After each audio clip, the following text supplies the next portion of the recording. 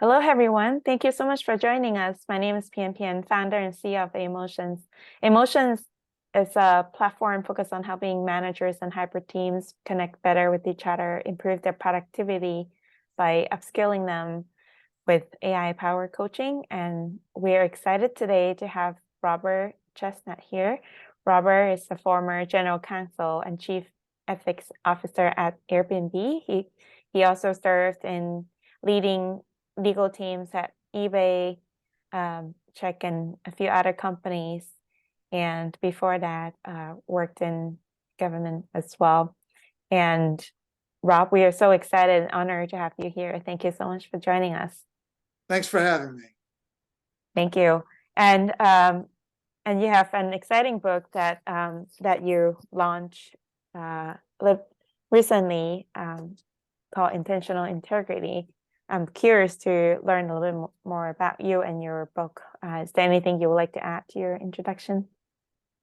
No, thanks for plugging the book. My publisher appreciates it.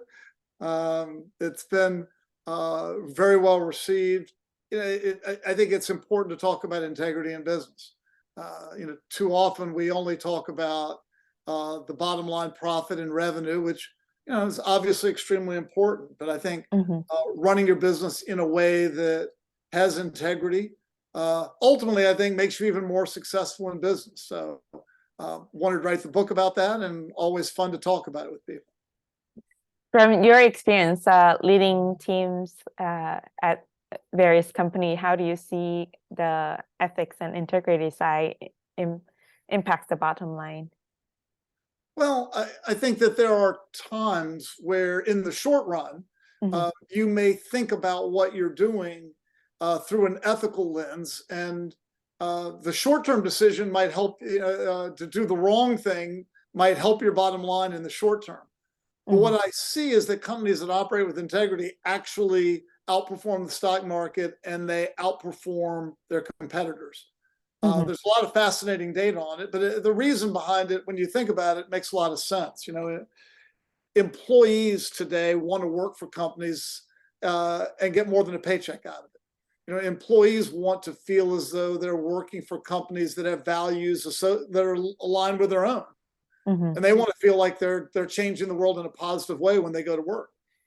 And customers are more and more values oriented. They want to do business with companies that operate with integrity as they see it, and with values aligned with their own. I think companies that try to do the right thing often have lower regulatory costs, lower litigation costs. So it's not surprising, I think, that we see companies that are willing to think for a moment, about doing the right thing, actually end up doing better financially. Yeah, that's great. Yeah, it's helpful to hear some of these examples and stats. I think when companies are doing some of these actions and integrity and in a way that it can kind of convince the customers' trust and employees' trust and improve satisfaction. Yeah. Not to plug another book other than my own. So if you can read one book, obviously Intentional Integrity is the one. But there's another really good book in this area by a guy by the name of Adam Grant. His book is called Give and Take. And what's really interesting is that this applies not only in business, but applies in your personal life.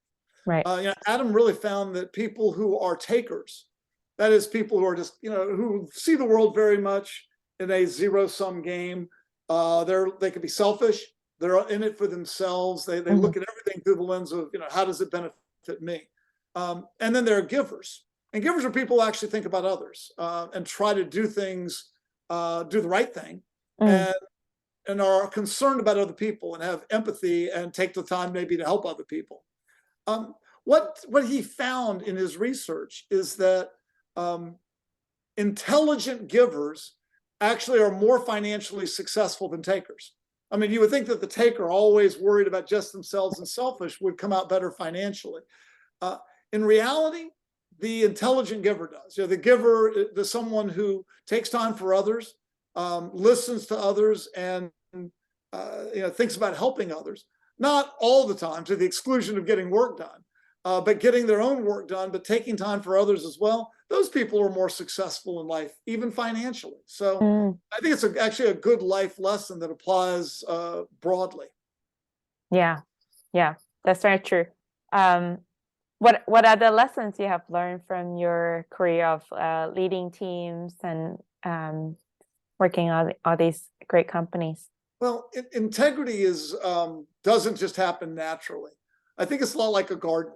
You know, if you let your garden go and don't do anything to it, it's going to turn into a bunch of weeds. Mhm. If you tend it, pay attention to it. In other words, you act with intentionality. You can have a beautiful garden and reap quite a bit from it. You know, so companies that don't, you know, they don't think about integrity. I certainly have talked to a number of leaders who are, they think of themselves as having integrity. Mhm. They will say that they're high integrity. Then when you start asking them, well, what do you do to create an environment of integrity at your company? What specifically? And that stumps them a little bit. You know, they've got a code of conduct, right? Well, but the code of conduct is something that their law firm wrote them and sent them, and they send it around to everybody who checks a box and says they read it, but in reality probably didn't. And no one ever then sees the code of conduct again, right? Right. In other words, it's something that that doesn't actually get any attention. It's assumed. No one really talks about it. And what I found is that if you don't talk about it, that's when things start to slide. You know, there's a really good behavioral scientist, a famous guy by the name of Dan Ariely. He's out of Duke University, and Dan studies the science of dishonesty. Mhm. You know, before I met Dan, I thought that people either had integrity or they didn't. What Dan kind of explained to me is actually the potential to have integrity or not exists in all of us. And what happens is that we are deeply influenced by our environment. Mm. And leaders are great influencers in this regard. So, so a leader is like a thermostat, not a thermometer. A thermometer takes the temperature of a room. A thermostat sets it. By their words and their actions, leaders create an environment, a Right. climate throughout their company that influences everyone. And so if they see a leader doing it or they see a leader talking a particular way, people are likely to actually be influenced by that and copy it. So if a leader stomps around and talks things like, I don't care how we hit this number, we've got to hit this number no matter what, right? That influences a certain type of behavior. Hitting that number becomes what matters and what has integrity. Right. If a leader talks about actually asking questions about doing the right thing, and you know, for example, there are lots of stories about Jeff Bezos, who would meet with his CFO every quarter, and at the beginning of the meeting, he would always look at the CFO and say, "Is there anything in these numbers that makes you uncomfortable? Anything that you felt forced or pressured to do? Anything that was misleading that in these numbers?" And I think Amazon has a lot of ethical issues, but I respect the fact that Jeff Bezos and other leaders I've talked to take that extra minute to ask those questions, because that sends a powerful message that doing it the right way actually matters. And like Ben Horowitz talked about doing a same sort of an exercise as well when he was a CEO. So it's this element of intentionality, understanding as a leader that you influence others, understanding that you create the climate, you set the tone. And if you don't talk about integrity, no one else will. Right. Yeah, that's very much true. Now that I'm running the startup and we work on AI products, and there sometimes people ask like, okay, what do you do with the data, or how do you collect the data? Right. What about data integrity? So Right. questions to think about. And you've got to be the one to set the tone by talking about how you're going to handle data and Right. how you're going, you know, when you analyze data, you're going to be mindful of the impact that looking at the data the wrong way Right. can impact and discriminate against people. So, Right. but if you do it, you've developed a reputation in a company, I think, that has an advantage over competitors. That's very true. In the book, you talk about like 6 C's of kind of how to develop integrity ethics in a company. What are the top challenges you have seen kind of new leaders, new managers experience in your career and observation? Yeah, I'll talk about one. I think a lot of young leaders think that, and by the way, old leaders as well, Okay. think that leadership is about setting a goal, a Yeah. really audacious, big goal, and Hmm. then pressuring everybody to hit it. Hmm. Actually, I don't think that's real leadership, although I've seen it happen quite a bit. Mm. Because what happens a lot of times, these goals are pretty arbitrary, and they may not actually promote the best behavior. So I'll give you an example. Let's take Airbnb. Yeah. When I joined the company, there's what I call a number on the wall. You know, the number on the wall is the big goal. The one the leader talks about, the leader always presses on. It's in everybody's goals throughout the company, and that's all you talk about at all the company meetings. Yeah. At Airbnb that year, the goal was 200 million. We were going to hit 200 million nights, right? And everybody was lined up around how our department was going to help hit the 200 million night goal. Now, these numbers on the wall can be powerful, motivating, unifying factors and can help drive good performance. Right. But they're also dangerous.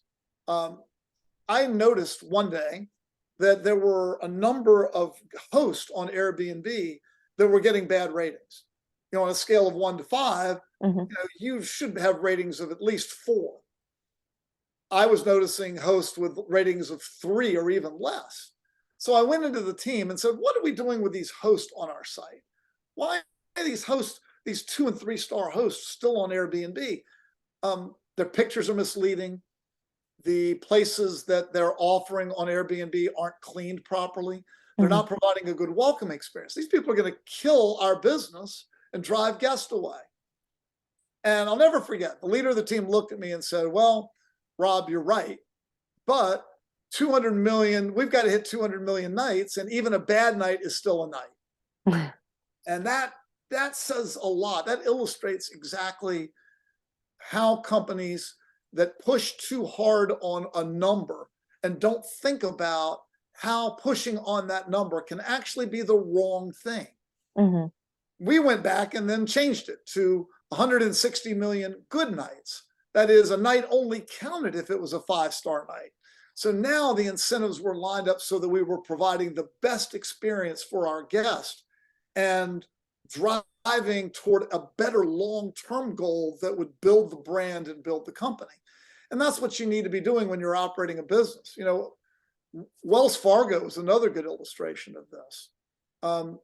Wells Fargo, a few years back, the CEO of Wells Fargo had his data people they come in, and the data people said, people that have more accounts and more relationships with us are our most valuable customers. That's where we make the most money. Our most valuable customers have 8 different banking relationships. They might have a checking account, a savings account, a car loan, a mortgage, a credit card, the like. So the CEO took this information and said, wow, that's fascinating. That's really good. So we're going to start driving to get more accounts per account holder. And he came up with the slogan, 8 is great, because the data people said those are the most valuable customers. So they start putting the slogan, 8 is great, everywhere. We're going to increase the number of accounts per account holder. 8 is great. And they went into the sales team and they told the sales team, we need to get the number of accounts per account holder up. 8 is great. And by the way, if you don't hit the goals that we're assigning, you're going to be working at McDonald's next month. That's actually what these people were told. So guess what happened? faced with the prospect of working at McDonald's next month, they started hitting their goal. And you know how they did it? They started opening up fake accounts from people that didn't even exist, accounts that the account owners weren't even aware of and didn't even want. And they started getting charged fees for these accounts that they didn't ask for and started complaining. And the next thing you knew, the whole thing came crashing down. Regulators came in. The bank was hit with severe billions in fines, and it wrecked their brand. All because the leader tried to come up with a lofty number and then pushed on it to the exclusion of anything else, right? So I think a powerful lesson for leaders is be careful when you set goals, and make sure when you set those goals, there are also incentives to make sure that people are doing the right thing, not just hitting the goal. That's very much true. I mean, when you talk about kind of revising from 200 million nights to 160 million good nights, that's not even touching the legal side of things. It's more just kind of how do you think about the overall user experience and guest experience. Yeah, I mean, that's look, that's the goal of any executive, even if you're even a lawyer, right? Lawyers ought to be looking and thinking like a leader and understanding that, you know what, hitting 200 million nights, if we hit 200 million nights that year, that sounds good, and we might make a little more money in the short run. But what's going to happen to all of those guests that have a bad experience on Airbnb? They're not going to come back the next year. And then it's going to be harder to hit our goal next year. And the brand will start to erode. So I think leadership is about recognizing what incentives are the right incentives and what goals are going to motivate people to do the right thing for the business. Maybe not the right thing this quarter, but the right thing for the business in the next year or two. That's a great point. I mean, when you talk about these with the business leader, there's an influencing skills that happen there. How did you convince some of the business leader, hey, we need to make some changes here? Yeah, you know what, the one thing as a lawyer, in order to have credibility, you can't always be the negative person. You can't always be the one to say you can't do that, that's bad, right? You have to build a reputation with other business leaders that you care as much about the business as they do. I mean, a lot of times I would look at other business leaders and say, look, believe me, I want to hit the number two. I'm a stockholder. This is important to me. We're all on the same team. Nobody's handing out awards to the best legal team, the legal team that says no the most. They're handing out awards every day in the form of great companies and overall rising share prices and being best loved brands. And so I think the business leaders have to understand that you're on their side, that everybody's on the same team here. They ought to want to build a great brand for the long run as well. That should be in their interest. So I think it's just building credibility and helping people understand that you care as much about the business as they do. That's right. Yeah. Right. And at some point you led a team of like 150 legal professionals, like pretty big departments. How do you instill the philosophy throughout the company and especially kind of the team? Well, I mean, the team is a little easier because you can you have offsites. What you talk about during the offsites matters. You get the whole, as a global team, you get the global group together. You talk about things that matter. You talk about your values as a department, how you're going to treat each other. You talk about the company's goals and how we're all united behind those goals. And of course, you've got your direct reports that everybody's watching you all the time as a leader, right? Right. So you got to understand that what you say to your direct reports and what you do every day, they're going to see it. And that's going to, again, be the climate throughout the legal department. It's going to filter down. So I think you have to recognize you have that obligation. I also think that you can have a broader impact outside of your own department and across the company. I did a number of things. I would speak at new employee orientation every week. A lot of time, that was an hour out of my week to go downstairs where all the new employees were going through a week-long orientation and spend an hour talking to them about the culture of the company, the integrity, what the code of conduct really means, and go through some real life examples so they understood what kind of a place we wanted it to be. I have a great example of how hard this can be, though, as a leader to do, and how easy it is to get on the wrong path. And it involves a Yeti water bottle. We had open desking at Airbnb. Big area. I didn't have an office. I stood at a desk and worked. One day, somebody walked up to me at my desk in my open area, and they introduced themselves. They were a mid-level manager in the IT department. I was like, "Oh, nice to meet you. Thanks for stopping by." And he looked at me and said, "Rob, I noticed that when you left your desk a little while ago, you didn't shut your computer screen off. You left your screen open for everybody." And I thought for a second, and I'm like, wow, this person's calling me out for a security violation. Right? And my immediate reaction was, you got to be kidding me. Give me a break. There's nothing on this screen that's confidential at all. I just went to the restroom and to get an iced tea. I was back 5 minutes later. We're in an office that's got security guards, badging. Give me a break. Right? Fortunately, I didn't say any of those things, because immediately after those thoughts ran through my head, a second thought ran through my head. And that was this: how great is it to work for a company where a mid-level manager is comfortable walking up to an executive and calling them out for a security violation? And I looked at him and said, thank you. I said, you know what? You're absolutely right.